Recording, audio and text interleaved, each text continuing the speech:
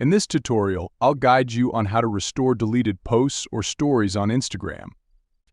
If you've accidentally deleted a post, reel, or story on Instagram, or simply changed your mind about deleting something from your profile, follow these steps to easily restore them. Ensure that your Instagram app is updated to the latest version.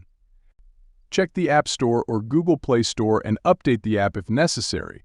Open the Instagram app on your device and navigate to your Instagram profile. If you've deleted a post or reel, tap on the three horizontal lines at the top right corner of the screen. Select your activity from the menu options.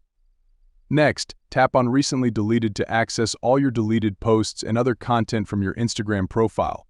Here you'll find a list of your deleted posts, reels, and stories. To restore a deleted item, tap on the three dots next to it.